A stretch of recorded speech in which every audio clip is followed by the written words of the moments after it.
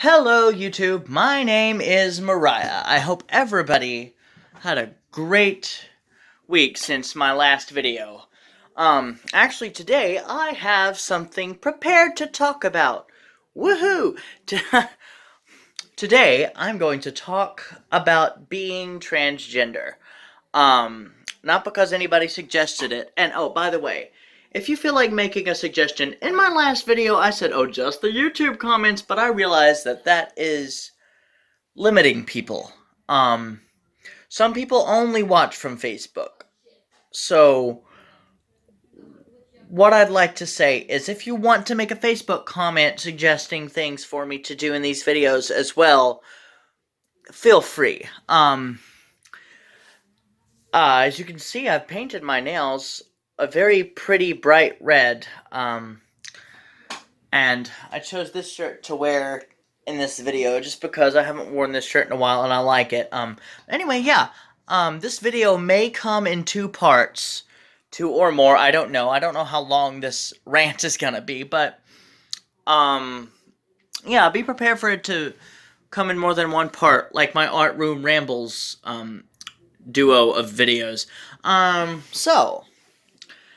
Before I launch into being transgender, I would like to touch on something that has gripped the world right now, and something that people are worried about for themselves and for their family and friends. I'm talking about the coronavirus. It is, I'm not going to spend very long on this subject. You guys have probably already heard so much, but it is deadly. It is, it spreads faster than the flu, about as fast as the bubonic plague, if I'm not mistaken, and, it is affecting a lot of people, actors and singers and regular common people like you and I have had to isolate ourselves. Well, I don't have it right now, and I'm thankful. But there are people who have had to isolate themselves because of this. It's not pretty. It's not good. I know that's lame, a lame way to put it, but it's, it's very, very dangerous and very heartbreaking that so many people have died from it already. But my suggestion before I launch into what this video is actually about, one thing, I can only do so much for my friends and family about this, but one thing I do suggest, you've probably heard it a dozen times or more, stay clean. That's one thing. Don't go out unless you absolutely have to. This is what I would do. I'm not, really telling you what to do. But I wouldn't go out unless I absolutely needed to, and that pretty much just means work right now and shopping. Um, Speaking of shopping, stay stocked just in case you have to isolate yourself. Have enough for at least a week or two. Like, if you can, if you're able. Soup, frozen food, things of the like. Non-perishables, preferably most of it. Anyway, um, that's that's enough of that, because you guys didn't pull up this video to hear about the coronavirus. You pulled up this video to have some, how did you put it, DeMarco? Mariah energy. So, that being said, here we go. Okay, let's see. Where should I start on being transgender? Excuse me, I have to take a bite of this food. I am very hungry, and I've been very dizzy for the past hour.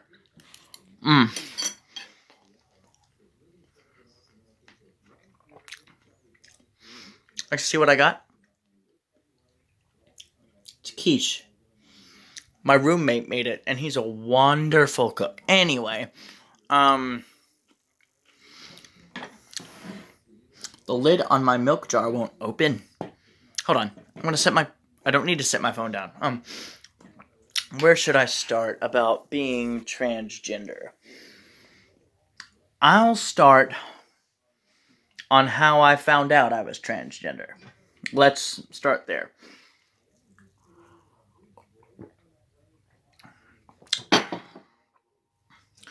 When I was a very, very young child, um, let's see, I was at least, dear me, I was at least 7 when I was old enough to think for myself, as far as like, uh, how I felt about myself and what I felt that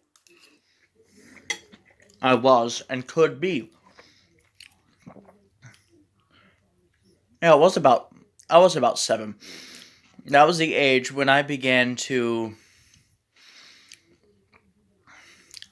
kind of veer away from society's opinions and think, wait a minute. I was thinking things like, I'm watching these girls over here in the corner of the Boys and Girls Club playing with, you know, Barbie dolls and having little giggly sessions, and I wanted to be a part of that. That, or, excuse me, or going over there to see who could scream the loudest. It was girls only things, according to society, that most of the time the little girls were like, no, you're a boy. You can't come over here and see who can scream the loudest. Huh. I bet you couldn't anyway, at which point sometimes I would just scream and shock some of them. And sometimes I'd just very sadly walk away. Anywho, at that point, I didn't know I was a trans woman. I thought, that I just wanted to do things that I wasn't supposed to do, and therefore I was kind of bad. Bad boy. Bad, bad, bad. I'm slapping myself on the wrist. You can't see that, but, yeah, and other times also from this age range, from like 7 to maybe 12, um, I would watch certain movies that people would go, only girls like that movie. Why are you watching that? Just some of the regular um, societal bullshit is what it was, frankly, to be honest. And I would look at colors like purple and pink and specific shades like lavender, things like that. And people will be like, "Why do you like that color? That's a girl color. That's blood a bit of boo. That's that color's not for boys, or that that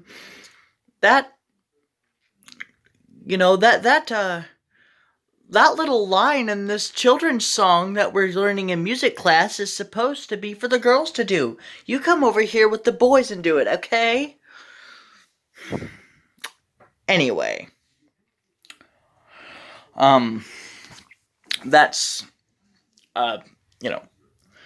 Anyway, between the ages of 7 to 12, I would see these things and I would feel these things, and I would watch the girls at school or at an event. I would watch my girl cousins go and do things that I wished I could do, but I couldn't because I was a boy, and I had to suck it up, basically, because I felt like if I had told anybody at that point what I felt like, I would have been scolded even more than usual. I would have been laughed at more than usual. I would have been, you know, I would have had all these terrible things fall down upon me, like, way more than they generally would. It would be less of an earthquake and more of an avalanche. Come to find out, later on in my years, I realized that if I had told anyone that I was around at that time, it would have been worse than just frowning down. It would have been, the abuse would have gotten way worse. And that, yes, I was abused as a child, but that's a story for another, possibly another video. Um, this one is about being trans. So, there were a few times where, okay, let me back up a little bit. I have a few family members, well, one now. I had a few family members, a very few, that actually accepted me for who I was while I was living in Northeast Tennessee. Who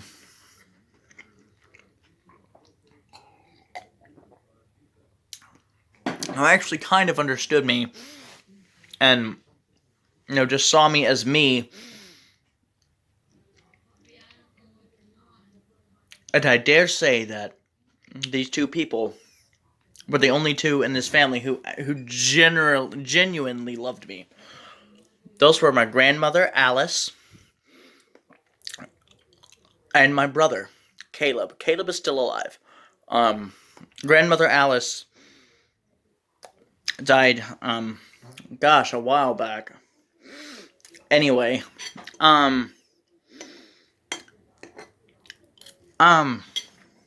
yeah. I brought that up. I brought my granny up because we would often go to her house in Alabama for a week at a time, at the most, I think. And we liked it out there to an extent. There was nothing within walking distance except for this. Oh, this was intriguing to us. This very old baseball field that no one played baseball at anymore. But there were also a few buildings over there, like an abandoned house or an abandoned church. It was one of the two. But there was a field. There was this just amazing field full of hay and dead grass and dirt and logs that we would run around and we would play and we would use our imaginations. God forbid my mother had known I was using my imagination. Anyway, we'd go to Alabama and hang out with my grandma for a week at a time at the most. And I bring that up because this does have something to do with me being trans. One day,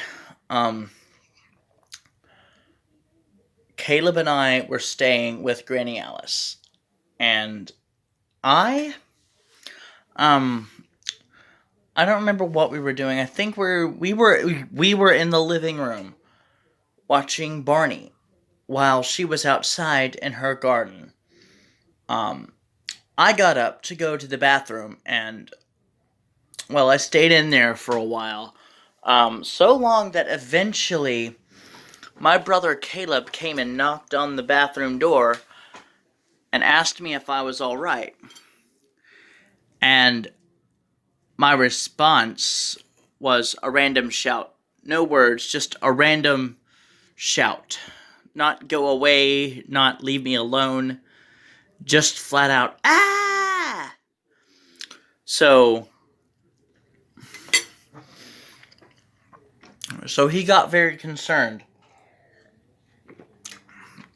And what he did about it was go right outside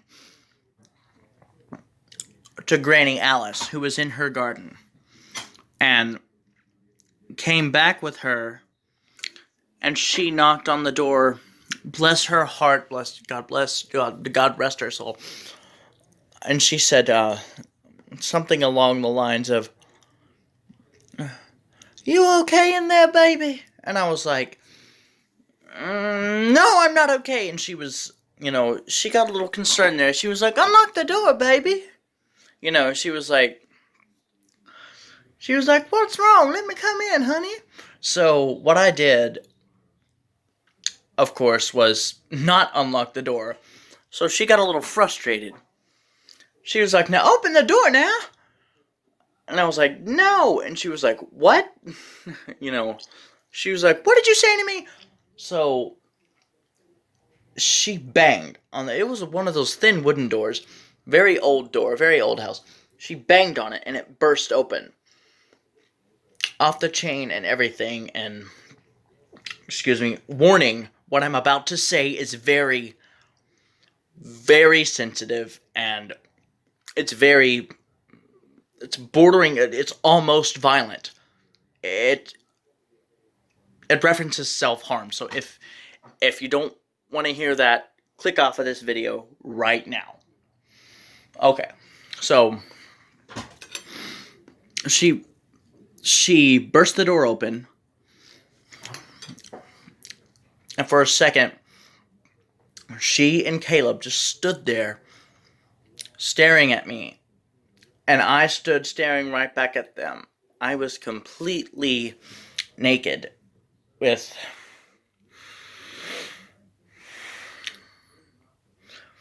a pair of small shears. What are they called? Anyway, down there. And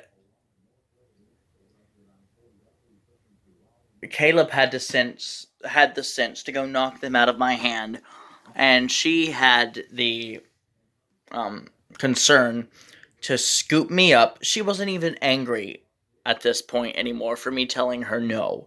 She was just very concerned.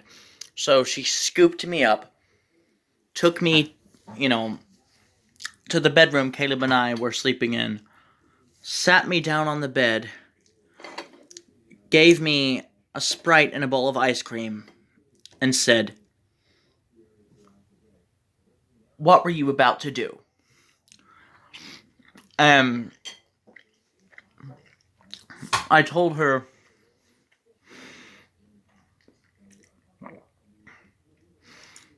I told her I was gonna turn into a girl. And she said, "What do you mean you were gonna turn into a girl, honey?" And I said,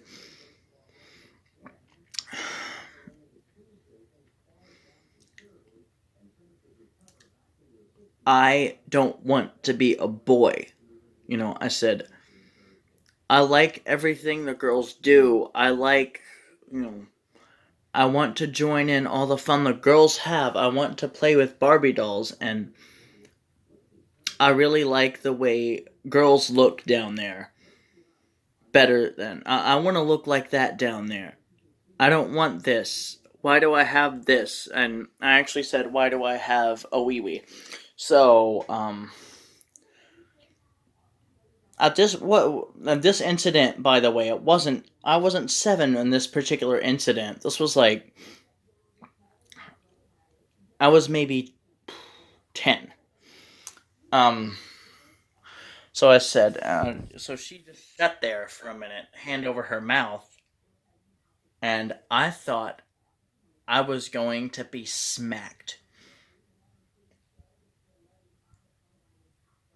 And there was silence for about 2 whole minutes, and I said, "You're not going to tell my mom, are you?"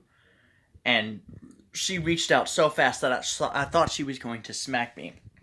But what she did was she pulled me in close to her, and she hugged me, and the words that she said will stick with me forever. She said, "No, my little princess, I am not going to tell your mother."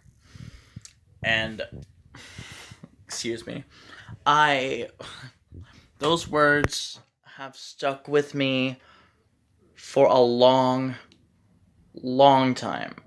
And even after I I got, back home and was referenced as he and him, and I didn't really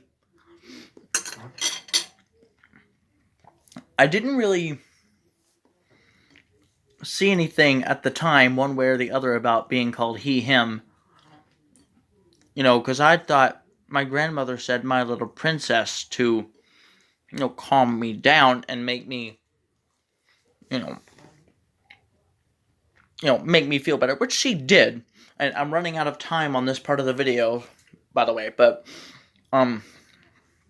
she did not say it solely for that purpose. She wanted to accept me, and Caleb didn't quite understand it either because he was younger than me at the time, but he knew not to tell Mom. And he understood at least that I wished I was one of the girls. Like, that's as far as we both understood, really, at that point. But, yeah, he never told my mom or anybody else in the family besides Alice,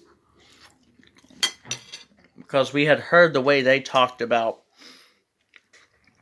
our friends. I had and still do, had a very diverse crowd of friends, from everywhere, all shapes and sizes and ethnicities, and anyhow, crap.